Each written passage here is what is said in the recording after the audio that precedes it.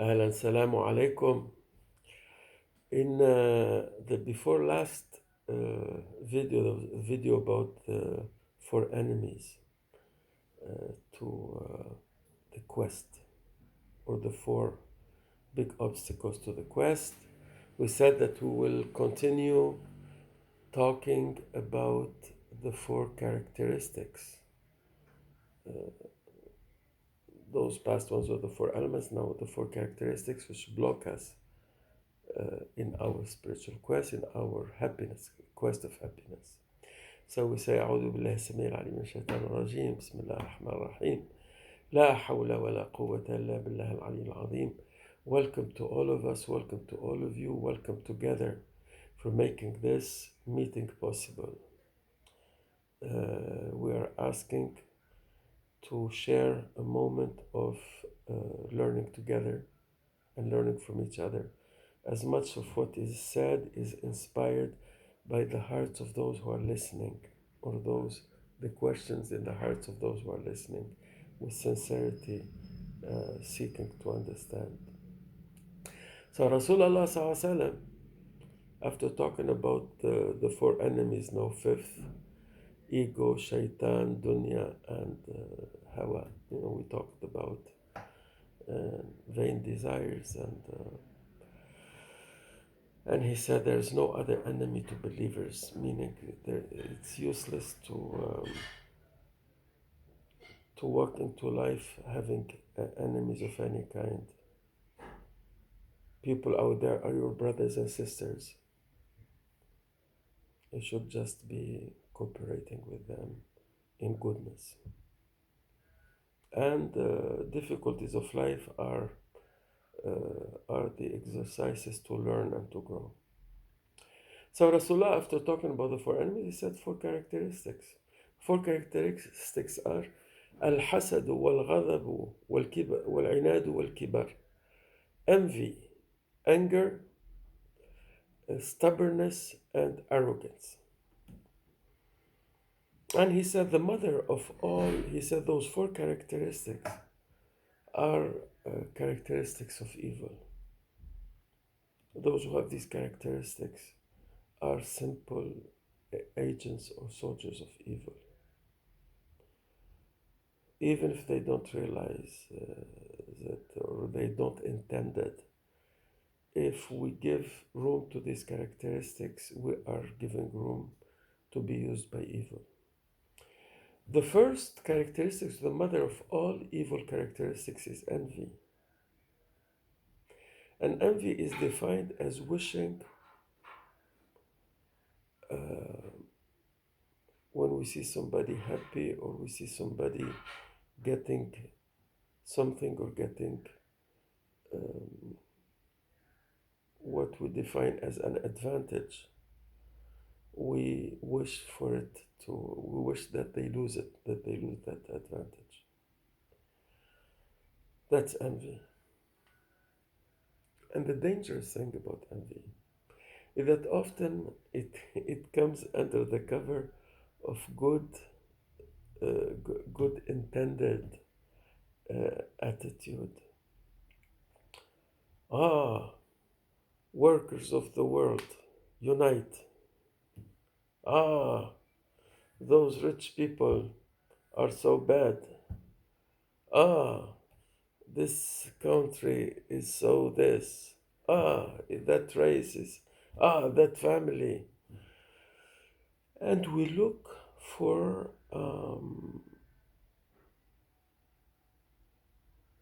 something we're able to criticize. Often criticism is, even well-intended criticism, is hiding an undercurrent of envy.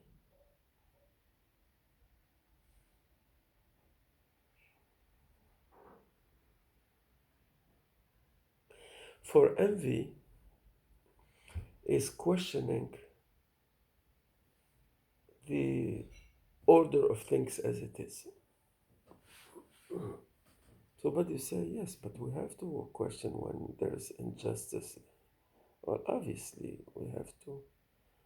If you are not a generator of injustice yourself in your life, in little things? Check yourself. Check yourself. And maybe you'll find that you are just a smaller relay of injustice in society. So,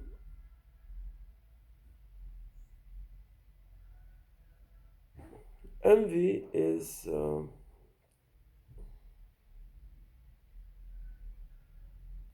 for people of realization spirituality. In any situation where we are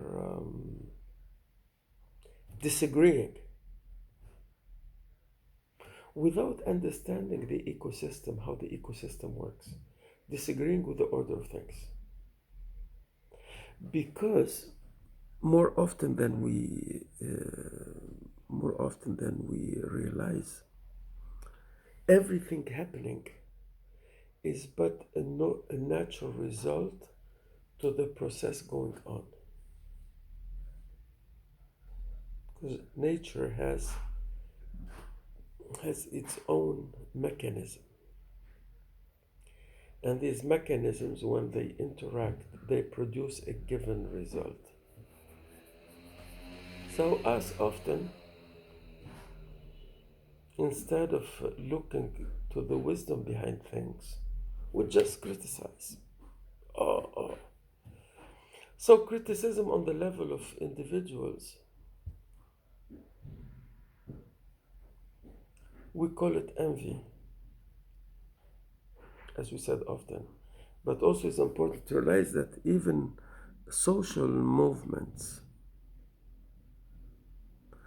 are often led by envious people. That's why in most big social movements, people say, when he was a leader, he was young, he was asking for this, that. And when he came himself to power or herself, they were worse than the people before them. Well, because from the very beginning, it was all egotistic wish to take over the position of the other one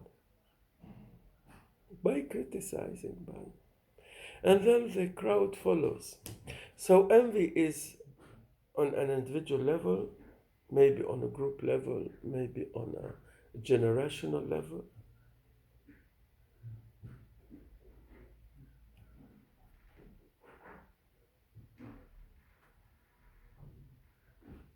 In the Middle Ages,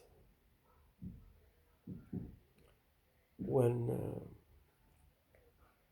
Islam was Muslim society, Muslim culture, in Andalusia, in Ottoman, was the highest point of civilization on the face of earth, even compared to China, such a place.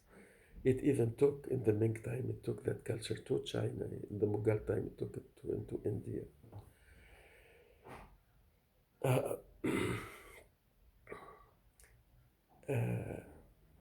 And it was open for everybody. That type of lifestyle was open for everybody. Take it if you like. Take it. Take it. Take happiness with you home. But some powers at that time were fighting. Powers who did not know how to, in some traditions, without naming names, you know it better than me. Some traditions up to 17th, 18th century, they would wash once a year. In some tradition, they did not know how to have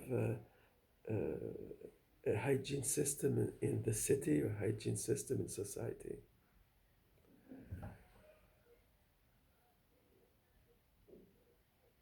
And many were poorer, and their health situation far less than that very, very civilized society. Yet they fought it. They fought it.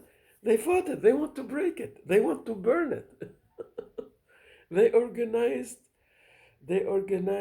whole movements through the Crusades and such to break that civilization. Why? Why?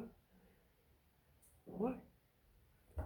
So there, in such a stunning example, you understand how far envy can go. It can go so far that the envious one, the envier,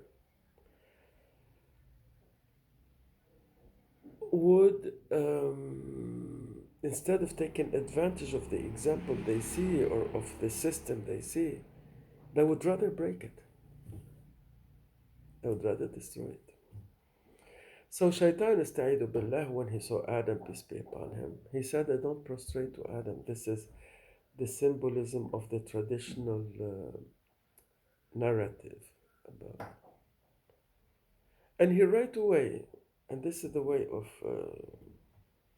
the envious, he started using logic. He said, no, I don't prostrate to him. I prostrate only to God, to Allah Azza wa Jal. The angels told him, yeah, but Allah ordering you to prostrate. No, I prostrate only to Allah. I understand beliefs. I understand the proper protocol of the believer more than you. I don't prostrate to him. I'm better than him. He's clay. He was created. I saw him being created out of clay, cheap clay. Look, I was before him. I know more than him. I used to teach you guys. I just told him this only. It's very simple order. Just prostrate to him, as he's carrying the secret of divine lieutenancy. He's carrying the secret of deputyship. He's carrying.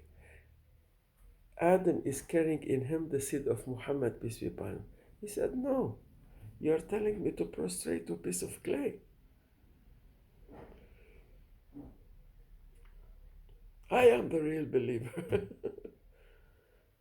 So I just told him, you are just showing what you had all along in you, thinking you are better than the others, and you understand more. So often, envious people are people. Actually, meeting them, the other characteristics of anger and stubbornness, because generally envious people are angry at something, angry, and they disagree that somebody else got something they wish to have.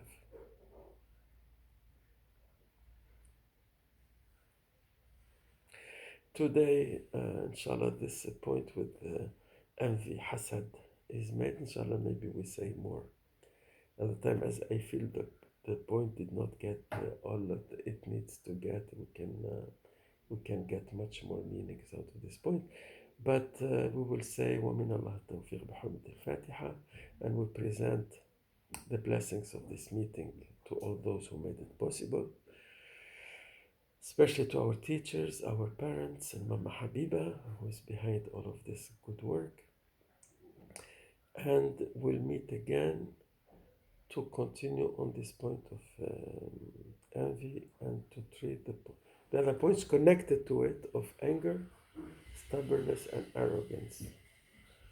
So envy, anger, stubbornness, and arrogance are the four characteristics which are obstacles to goodness and which are enforcers of evil.